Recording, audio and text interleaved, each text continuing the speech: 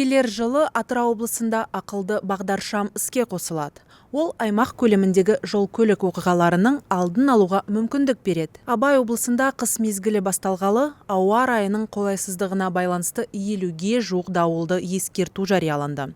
Республикалық және облыстық маңызы бар автожолдар жабылып жатыр. Қайтпек керек. Осы сұрақтар мен өзге де өзекті хабарлар туралы аймақтар тынысының бүгінгі санында айтамыз. Армысыздар. Келер жылы Атырау облысында ақылды бағдаршам іске қосылады. Ол аймақ көлеміндегі жол-көлік оқиғаларының алдын алуға мүмкіндік береді. Бұдан бөлек, өңірлердегі тас жолдарда орташа жылдамдықты өлшейтін арнайы құрылғылар іске қосылады. Атырау облыстық филиалы өткізген дөңгелек үстел барысында мамандар осындай жаңалықты бөлісті. Қауіпсіз жолдар, қауіпсіз ел жобасы бойынша біздің Қазақстан Халық партиясының Атырау филиалының ұйымдастырған дөңгелек үстелі жақсы өз деңгейінде өтті деп есептеймін. Бұл отырысқа осы жол мәселесі бойынша жауапты мекемелер, қоғам белсенділері, партияның белсенділері қатысып, үлкен жақсы сұрақтар талқыланды, оған жауаптар алынды. Абай облысында қыс мезгілі басталғалы, ауа райының қолайсыздығына байланысты 50-ге жуық дауылды ескерту жарияланды. Кей кездері республикалық және облыстық маңызы бар автожолдарды жабылады. Сәйкесінше тиісті хабарландыруға мән бермеген азаматтар алыс жолға шығып, жол-көлік оқиғаларына тап болған жағдайлар тіркелді.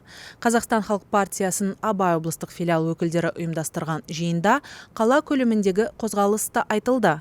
Жауапты мамандар дөңгелек үстел басына жиылып, мәселенің шешу жолдарын талқылады. Қазіргі таңда жол қауіпсіздігі бойынша үлкен мәселе бізде күнделікті жұмыс атқарылуда.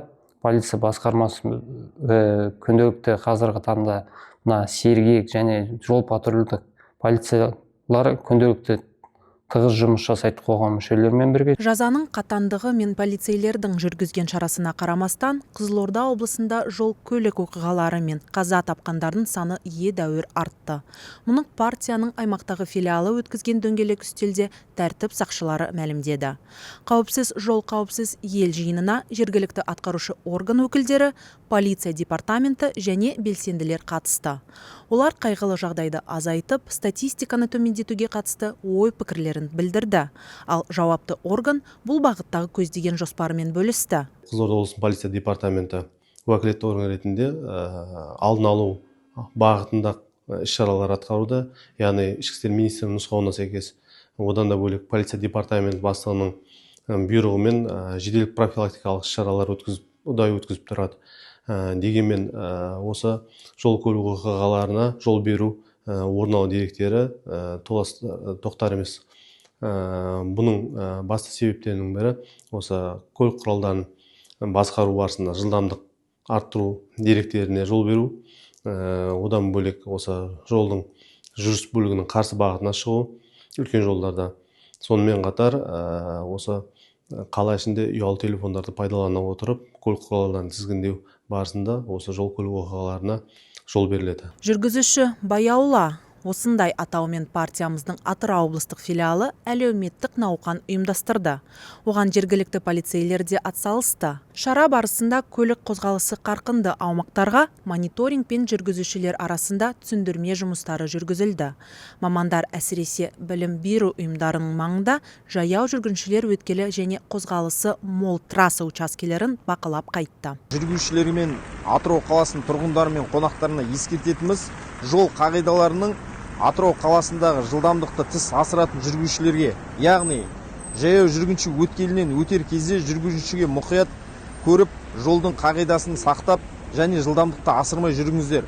Соған байланысты және де жаяу жүргіншілерге өтер алдында жаяу жүргінші өткелінен бірінші автокөліктің тиісті тоқтап, сізді жіберіп жатқанға көз жеткізіңіз. Және ұялы телефон, құлақтағы наушникті пайдалануға тыйым салынады. Қауіпсіздік шарасын, осы жол ережесін бәрін ескертуге жол полициясымен бірге үлкен бір шараны өткізіп жатырмыз. Мына Атыраудың қолайсыз жағдай, ауа райының қолайсыз жағдайлары келе жатырғасын, оны біз ескерту өзіміздің міндетіміз деп ойлаймыз. Сондықтан да осы қаланың жүргізушілеріне полиция қызметкерлерінің көмегімен кәдімгі листовкамызды таратып, кәдімгідей қауіпсіздік жөнінде үлкен бір ескертулер жасап кездесу өткіздік. Жүргізуші Баяула әлеуметтік науқанын партияның Маңғыстау облыстық филиалы да өткізді. Тәртіп сақшыларымен біріккен шарада жолдағы қауіпсіздік ережелерінің сақталуы бақыланып, тұрғындар мен жүргізушілерге жадынамалар таратылды. Сондай-ақ мамандар қаладағы бірқатар білім беру ұйымдарына барып, оқушылармен жүздесті. Онда жаяу жүргіншілер жолынан өту ережелері түсіндірілді. Жол көлік оқиғаларының орын алуына басты себеп көлік құралдарының жүргізушілермен жол жүрісі ережелерін сақтамау салдарынан болып отыр. 99% жүргізушілермен жол жүрісі ережесін сақтамауынан болып отыр. Осыған сәйкес полиция департаментімен тұрақты негізде көлік жүргізушілермен профилактикалық түсіндірме жұмыстар бар, жедел профилактикалық іс-шаралар өткізіледі, әртүрлі бағыттағы акциялар өткізіледі. Шығарылымды қоғамға қызмет, елге үлгі айдарымен жалғастырайық. Бүгін біз еңбегіне адал бір емес, бірнеше кейіпкеріміз жайлы айтатын боламыз. Солардың бірі Батика Пайдина. Саналы ғұмырын ұстаздыққа арнап, баланы тәрбиелеу мен оған білім беруде еңбегі сіңген жан. 40 жылдық еңбек өтілі бар Батика Шакум қызы саладан алыстап кете алмай, қазіргі таңда жеке балабақша ашып, бүлдіршіндерді тәрбиелеуді жалғастырып келеді. Сонысымен өзінің тұрғылықты мекені Орал қаласының азаматтарын жұмыспен қамтып отыр. Қазір ол ресми түрде зейнет демалысына шықты. Еліміздің болашағымызға, болашақ президент үшін біздер аянбай еңбек ету керекпіз. Әрбір балаға өзіміздің білімімізді, тәжірибемізді бар толық мүмкіндікті жасап тәрбиелеу керекпіз. Негізінен жаңа айттым ғой, білім саласында көп жылдар жұмыс жасадым. Қала өңірінде қаланың барлық аудан бойынша, шағын аудандар бойынша барлық қиындықтарды біліп отырдым. Әрбір шағын аудан бойынша мектептер, балабақшалардың жағдайы, мектептен тыс мекемелердің балалардың болашақтарын қамту мақсатында жұмыс жасадық. Қазіргі таңда енді мемлекеттік қызметтен босағаннан кейін осындай шағын кәсіп сол білім саласында жалғастырсамды да, соған қоса балабақша тұрған ауданда көптеген мәселелер әлі шешілмегенін көрдім, білдім, және ата-аналармен кездесіп жүргесін, балабақшаға келген ата-аналармен пікірлескен кезде осы ауданда әлі жеткізіліксіз шешілмеген сұрақтар бар екенін түсіндім, білдім. Қазақстан халық партиясының мүшелерімен, ол партияның құрамында көптеген мен сияқты білім саласындағы жұмыс жасап жатқан кәсіпкерлер бар. Сол себептен солармен бірлесіп осы бағытта жұмысты жасап жатырмыз. Келесі кейіпкеріміз Маңғыстау облысының тумасы Қайырғали Қалмұқанов. Өз кезінде мектеп қабырғасынан түлеп ұшып, Ақтау қаласындағы мемлекеттік техникалық университетінің мұнай химия факультетіне оқуға түседі. Кейін оны аяқтап, мұнай және газ саласында өзінің еңбек жолын бастайды. Біліктілігін шыңдап, тек алға ұмтылуды құп көретін азамат, кейіннен тұрғын үй коммуналдық шаруашылық, ОСИ және басқа жобаларды басқару бағытында қызметін жалғастырады. Қайырғали Бағдаулетұлы қазіргі таңда Маңғыстау облыстық басқарушы сервистік компаниялар және мүлік иелері қауымдастығының басшысы ретінде саналы ғұмырын жалғастырып келеді. Бүгінде партия қатарында ғана емес, өзге де қоғамдық жұмыстарға белсенді атсалысып жүр. Тұрғындардың сұранысына сәйкес ақпараттық заңгерлік қолдауды тегін жасайды. Мұнай компанияның инженері және мұнай өндіру және қысымын сақтау цехының басшысы болдым. Одан әрі главный инженер болдым. Аппаратта жұмыс жасадым, департаментте жұмыс жасадым. Қазіргі таңда Ақтау қаласында тұрам. Өзім Маңғыстау облысының басқарушы сервистік компаниялар және мүлік иелерінің бірлестігінің қауымдастығын басқарам. Партия ұйымдастырған шараларға толықтай қатысып, бұл жерде партияның ұйымдастырған халықпен кездесу, билікпен кездесу, халықтың мәселелерін шешуге шараларға қатысқанбыз. Оның біреуі Маңғыстау облысының Мұнайлы ауданының Басқұдық ауылының су тапшылығы болған мәселені шешуге, сол шараға үлкен атсалысып, қатысып, мәселені шешкен орнымыз бар. Тағы да мына қазір төтенше жағдай департаментімен бірлесіп, жаздың күндері өзіңізге белгілі теңізге суға түсуге болмайтын жерлерді мониторинг жасап, аралап, сол жерде тұрғындарға бірге шығып, жаңағыдай түсініктеме жасап, бұл жерде қауіпті екенін, суға түсуге болмайтын, өзіңіз білетіндей біздің теңіздің жағасы тас болғасын, ол жерде үлкен қауіп болғасын, осы жерде тыйым салынғасын, халыққа түсіндіру жұмыстарын жүргіздік. Ал енді қоғамның құқықтық негіздерін реттеп, заң аясындағы мәселелерді шешу жолында жүрген Айнұр Кәримова туралы айтамыз. Қарағанды облысының тумасы, қаладағы Бөкетов атындағы мемлекеттік университетінде заңгер мамандығын меңгерген. Кейін тиісті органда құқықтық атқарушылық жүйесі бойынша 15 жылға жуық еңбек еткен. Өмірдің ағысына қарай әртүрлі жылдары Атамекен кәсіпкерлер палатасында жоба үйлестіруші және реабилитациялық орталықта директор болған. Ал былтырдан бері Балқаш қаласындағы отбасыларды қолдау және көмек көрсету бойынша бірыңғай орталығының басшысы лауазымында қызмет атқарады.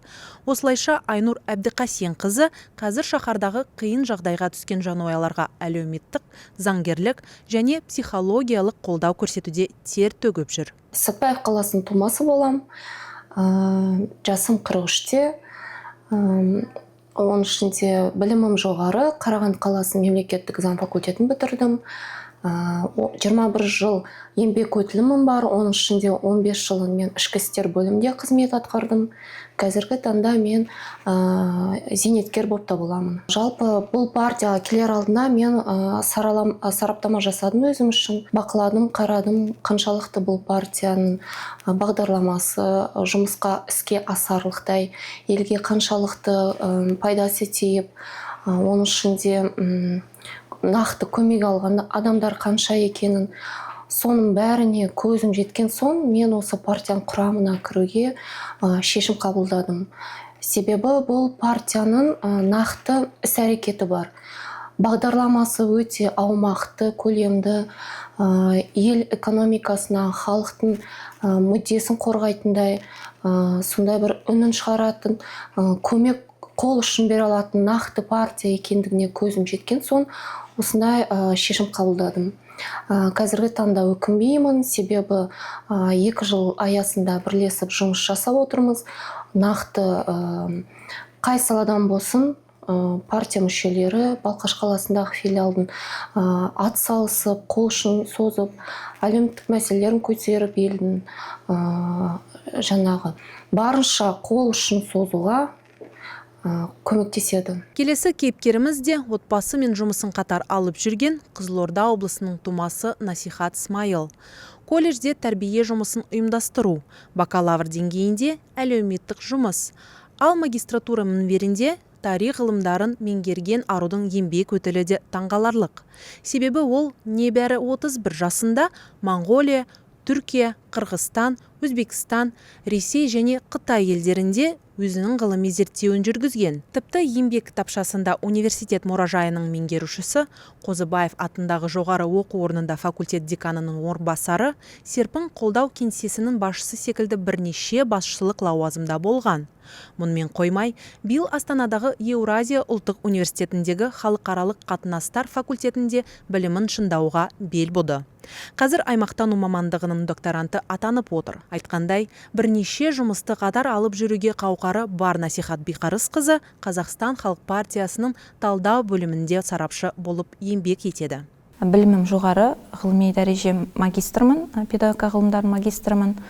Қазіргі уақытта әлеуметтану саласы бойынша халықаралық қатынастарда, докторантурада білім алып жатырмын. Елімізде бірнеше партиялар қызмет жасайды, бірақ осы партиялардың ішінен Қазақстан Халық партиясы қандастармен тікелей мәселені шешуді қолға алған партия деп айтсам болады. Себебі менің докторантурадағы бағытымда, зерттеу тақырыбымда және соңғы 3 жылда атқарған қызметімде жоғары оқу орындарында осы қандастар мәселесімен тікелей байланысты болды. Соған осы қызмет бабында жүріп, қандастарға қызмет көрсете жүріп, Сол қандастар мәселесін толық зерттегім келді. 2026 жылдан бастап біздің партияның атынан осы қандастармен жұмыс арқылы халықаралық байланыстарды кеңейту жоспарда. Себебі менің басында мен бұл қандастар мәселесін Қызылорда облысынан бастаған болатынмын. Негізі мен жоғары оқу орнында 13 жылға жуық қызмет жасадым. Соның 3 жылын осы шетелдегі этникалық қазақтармен тікелей байланысты болды. Партияны бір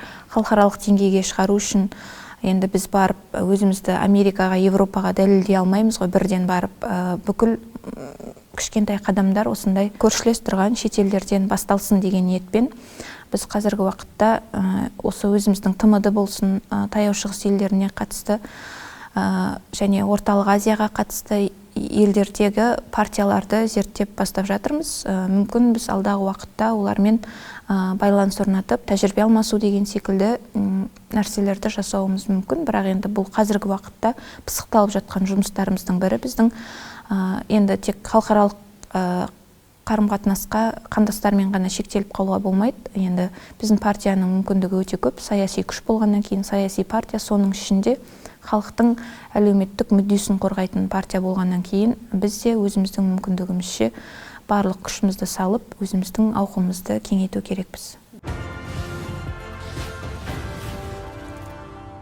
2025 жыл Қазақстан Халық партиясы үшін жемісті болды деп нық айта аламыз. Оған негізде бар.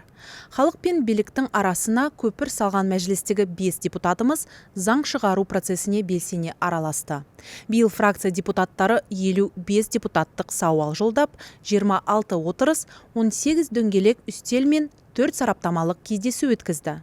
Сондай-ақ мыңнан астам заңнамалық түзету ұсынып, 6 заң жобасына бастамашы болды. Жуырда Астанада өткен партияның қорытынды жиынында Магерам Магерамов барлық жетістікті тізді. Өзге де партиялықтар салалық бағыттары бойынша жылдың нәтижелі шараларын сөз етті. Ал Қазақстан Халық партиясының төрағасы Ермұхамед Ертісбаев ұйым мүшелерінің белсенділігін атап, азаматтық ұстанымдары үшін алғыс білдірді. Биылғы жыл біздің партия үшін жемісті болды деп айта аламыз. Ең біріншісі бұл біздің халықтың партияға деген сенімі. Халықпен кері байланысты осы жыл біз орната алдық. Оның дәлелі мынау алдағы өткен ауыл әкімдерінің сайлауында біздің партиядан 7 ауыл әкімі сайланды. Мәслихат сайлауларында, мәслихат депутаттарының сайлауларында партиядан 4 депутат мандатқа ие болып, қазір халықпен етене қызмет жасап жатыр, халыққа қызмет жасап жатыр деп айта аламыз. Енді келесі жылға мынау президентіміз жолдауында айтты, үлкен мынау реформалар күтіп тұр. Біз сол реформалар аясында партия дайындық жұмыстарын жүргізетін боламыз. Нақты жаңағы референдум болсын, тағы да басқа саяси шараларға қатысып, сол бағытта. Одан да бөлек жаңағы енді басында айтып кеттім сөзімнің. Партияның басты мақсаты билікке келу, билікке келу арқылы өзінің өкілдері арқылы партияның бағдарламасын, партияның саясатын жүргізу, жалпы мақсат халықтың әл-ауқатын көтеру. Әлеуметтік әділетті, жаңа әділетті Қазақстанды құру. Қазақстан Халық партиясы сенімді қарқынмен дамып келеді. Расында, асқан асулар мен бағындырған белестер жетерлік. Мұны облыстардағы әріптестеріміз өздерінің қорытынды жиындарында атап өтті. Бір жылда ұйымның барлық өңірдегі филиал мүшелері айрықша белсенділік танытып, алға қойған міндеттерді іске асырды. Аймақтардағы партиялықтар 2000-нан астам шара өткізіп, 2 миллионнан астам азаматты қамтыды. Оның 94-і республикалық, 2032-сі өңірлік деңгейде ұйымдастырылған. Бұдан бөлек, құрылым күшейтіліп, 7 ауылдық деңгейдегі партия әкімі, мәслихаттарға 4 депутат, қоғамдық кеңестерге 57 өкіл сайланды. Облыстарда 275 адамнан тұратын кадрлық резерв қалыптастырылды. Ал партия қолдаушыларының күш әрқайсымызда атты өңірлік форум сериясы елдің 7 қаласында өтіп, 2000 адамды жиса, медиа форматта миллионға жуық аудиторияны қамтыды. Бірақ босаңсуға жол жоқ. Партиямыздың қатары күн сайын толығып, серпіліп жатыр. Әрбір жаңа мүше өзінің креативті әрі алға жетелейтін тың идеяларын ортаға салады. Демек, алға тағы бір қатар маңызды міндет қойылды. партиясы Шымкент қалалық филиалы үшін халықпен етене жақын болған, нақты істерге толы жыл болды. Жиындарда тұрғындармен жүздесіп, олардың мұңын тыңдап, үмітіне құлақ асты. Жыл бойы Қазақстан халық партиясы сайлау науқандарына қатысып, өз ұстанымын ашық көрсетті. Бұл жыл біздің Абай облыстық филиалына мерейтойлар жыл деп айтуға болады. Бұл мұнда негізгі іс-шаралар, олар Мұхтар Мағауиннің 85 жылдығы мен ұлы Абай атамыздың 180 жылдығына байланысты болды. Осы атаулы даталар аясында көптеген іс-шаралар өткізіліп, біздің партиямыз белсенді, өте сондай үлкен жұмыс атқарды. Енді жалпы айтсақ, енді басқа да осы партияның жобалары бойынша да ауқымды жұмыстар жасалды. Есеп беру жиналысы өтті. Есеп өте қанағаттанарлық жағдайда өтті. Жұмыстардың бәрі айтылды. Сонымен бірге бізде бұған атсалысып, өзіміздің аудандағы болып жатқан әлеуметтік мәселелер, басқа мәселелерге тікелей араласып, өзіміз сол қоғамдық кеңестің мүшесі болғандықтан, ол аптасына, айына 2-3 мәрте отырыста сол жалпы мәселелердің бәрі қаралады, солардың бәрін тыңғылықты бақылап отырмыз. Жалпы жыл көлемінде Қазақстан халық партиясы Қызылорда облыстық филиалы халық үні, мәдени мұра және де партиялық серпін жобалары аясында бірқатар шаралар жасалды. Және де одан бөлек партиялық бақылау мониторингтер жүргізілді. Жаңағы білім саласында, сонымен қатар азық-түлік бағамына партиялық мониторинг жүргізілді. Одан бөлек ерекше қажеттіліктері бар балаларды қолдау аясындағы жобалар аясында халықтық кеңес құрылды, меморандумға қол қойылды. Және де осындай ерекше қажеттіліктері бар балалардың ата-аналарымен түрлі кездесулер ұйымдастырылды. Мұның барлығы жалпы осы халық пен билік арасындағы алтын көпірге айналған партияның ауқымды жұмыстарының бір парасы деуге болады. 12 айды біз осылайша қорытындылап, биылғы аймақ тартынысының соңғы шығарылымын өздеріңізге ұсындық. Құрметті көрермен, алда жаңа 2026 жыл есік қағуға таяды. Мереке қарсаңында армандарыңыз орындалып, жоспарыңыз іске асын деп тілейміз. Жаңа жылдың шығарылымында көріскенше аман болыңыздар.